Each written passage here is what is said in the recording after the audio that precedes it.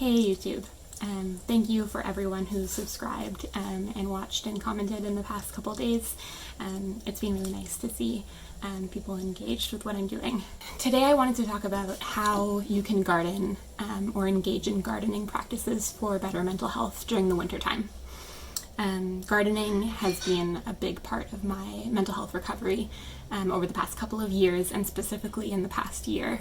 I've found that it's the perfect marriage of physical activity, outdoor, engaging with the outdoors, creativity, and nurturing. So it's been really challenging this winter, especially because during the winter it's almost like my biggest coping mechanism is taken away because I can't spend the same amount of time in the garden as I do in the summer, because it gets dark at around 4 p.m. and it's cold, and on the rainiest days that's when it gets to me the worst, because I can't go outside, I can't step on the grass because it turns into a mud pit. So I thought I would make a list of things you can do in the winter that are garden related that I use to cope with mental health and mental illness that aren't as dependent on the weather as other things. So the first thing on my list is planning your garden. Of course, I'm sure all of you have this in your winter arsenal, but it has been extremely helpful for me this winter.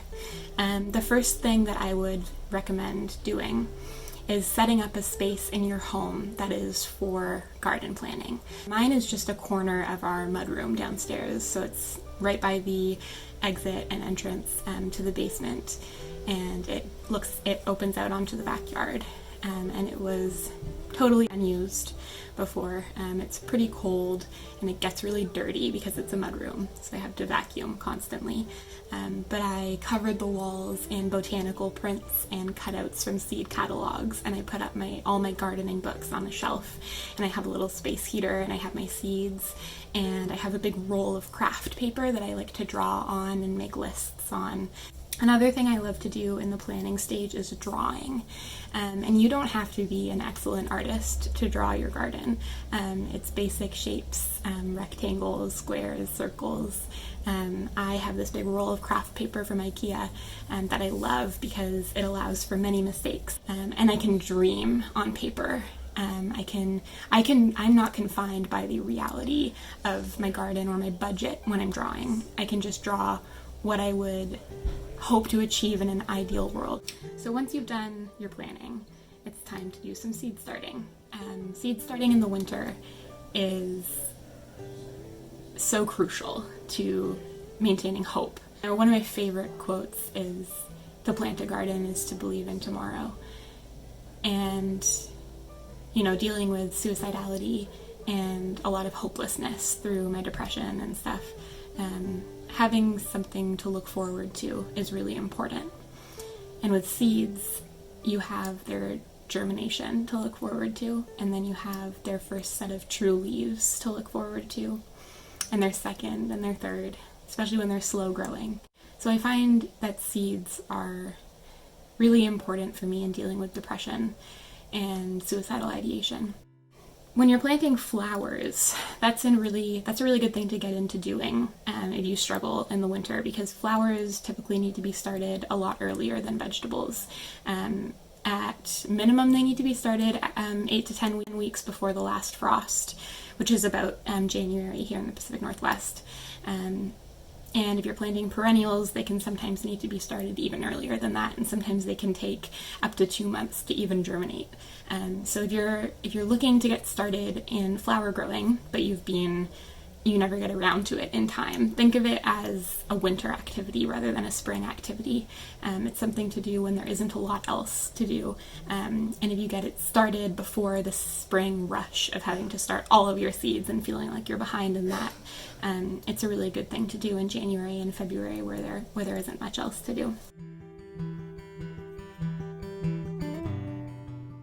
And when you're starting your seeds, this goes into the next point, but be really mindful about it. Look for each tiny, minute change. Check on your seeds in the middle of the night. I love doing this. Notice how when you have the humidity cover over your seed trays, when you open it and all of the steam rushes out. Notice how the first true leaves of your seedlings look exactly the same as the mature plant. It's amazing. Look at all the tiny hairs on the seedlings, on the rudbeckias and the echinacea. Pay attention to how they stretch towards the light. Run your fingers over them.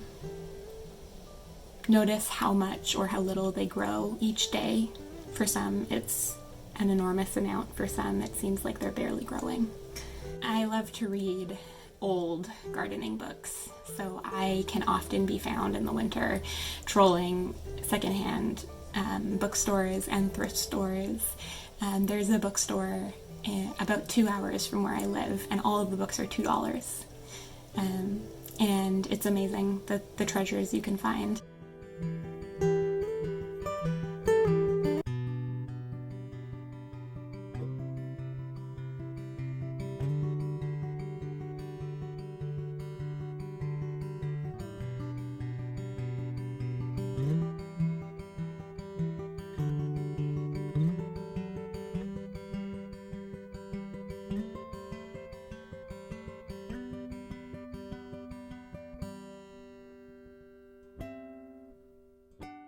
If you're looking for more physical activities, and I know that for me, being physical is a really important part of my mental wellness, a really good thing to do in the winter is mulching. So I would recommend looking for a bulk soil or compost delivery service in your area. My local company delivers a 3 cubic foot bag that I haul. So I get my big shovel and my wheelbarrow, and I dump soil into the wheelbarrow, and then I wheel the wheelbarrow out to the place on the property where I want the soil to go, and then I dump out the soil from the wheelbarrow, and then I rake the soil into a tilth, and I put about 1 to 2 inches of fresh compost on my bed. Bird watching is another big one. I love bird watching. I have a poster, and I would recommend you finding a poster like this for your area, and it has all of the backyard birds of the Pacific Northwest, and I love noticing new birds that I haven't noticed before, and then going over to my poster and trying to figure out which kind of bird they are, and trying to match the songs, because when there's a lot of birds in the backyard, it's hard to distinguish which song is from which bird. So I like trying to do that. And then you have birds that you notice will come every day and stay.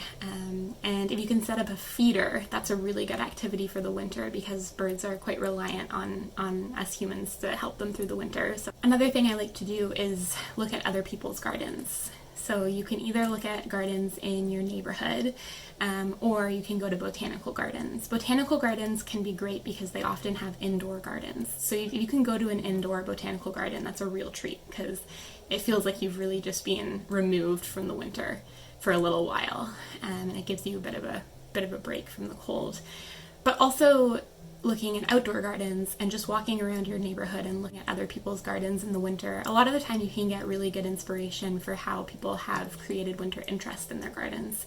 So I will notice plants that are blooming in January and February and think, oh wow, that's so lovely to have a plant that's doing something during these months. But I love taking myself on a walk, being really mindful of my 5 senses when I'm walking, taking a cup of warm coffee with me and getting bundled up and listening to a podcast, or just the silence. There's one house nearby that has a beautiful wind chime, and one time it was snowing and all you could hear was the snow falling and the wind chime, and it was so beautiful.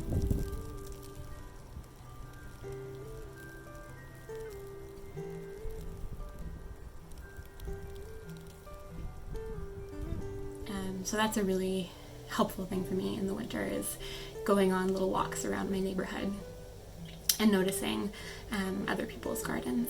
The last thing I'm going to talk about is kind of an overarching, I mentioned it throughout this video, because it's really an overarching how of how you do all of these activities, and that's mindfulness. I find that it's really helpful to be mindful of your 5 senses during all difficult times, but especially in the winter. On the surface, winter can seem so dead and barren, but if you really pay attention to not only what you're seeing, but what you're smelling and hearing and touching, and tasting. And you look really closely and go slowly. You can see the buds starting to form, and you can hear the birds. You can hear the trees rustling in the breeze, and the evergreen grasses blowing in the breeze, and you can hear the snow melting or the rain falling. And you can smell the earth after it's just rained. You can even smell the frost or the snow sometimes. So when you're doing all of these activities, try to be really mindful and see past the surface layer of things that look dead, because they're not really dead, they're just sleeping. And that helps me get through the winter. So thanks for hanging out today. I wish you all well during the winter, and I hope that you are staying inspired and joyful and healthy. Let me know what you do in the winter to stay happy. Let me know if gardening is part of your mental health toolkit, and how do you continue that in the winter. All right, I'll see you soon.